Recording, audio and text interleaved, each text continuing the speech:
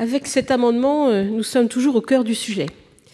L'examen à l'Assemblée nationale du projet de loi et les discussions dans le cadre du grand débat national ces dernières semaines ont vivement fait ressortir dans l'actualité les problématiques d'accès aux soins dans les territoires, bien sûr dans les territoires ruraux, mais également dans certains quartiers des villes.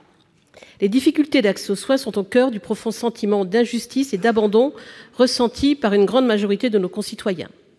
Les médecins, les patients et les élus appellent depuis plusieurs années à des solutions structurantes qui répondraient enfin à l'urgence de la situation. Face à un problème complexe, mais pas insurmontable, et dont les causes sont multiples, nous pouvons faire les constats suivants. Seuls 12% des jeunes diplômés décident de s'installer en libéral à l'issue de leurs études. La mise en œuvre d'un quelconque mécanisme de conventionnement sélectif reviendrait à gréver la jeune génération avec de nouvelles obligations contraires à l'exercice d'une profession libérale et pourrait décourager les vocations.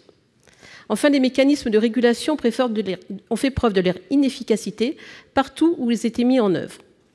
Par exemple, ce système a rapidement été abandonné en Allemagne. Les jeunes médecins ont refusé de se conventionner pour pouvoir s'installer librement ou ont préféré se diriger vers les hôpitaux. Cela n'a fait qu'accentuer les différences territoriales.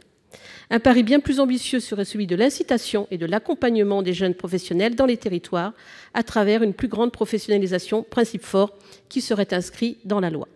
C'est l'objectif de cette proposition d'amendement qui vise à permettre, par exemple, aux 3 500 étudiants de dernière année de troisième cycle des études de médecine générale d'exercer tout en favorisant la construction de leur projet professionnel. C'est aussi le même objectif qui serait ainsi atteint pour un certain nombre de spécialités telles que l'ophtalmologie. La dernière année du DES de médecine deviendrait ainsi une année professionnalisante hors hôpital dans les territoires. Et je me félicite à nouveau du travail constructif mené en commission des affaires sociales avec les différents groupes de cette Assemblée.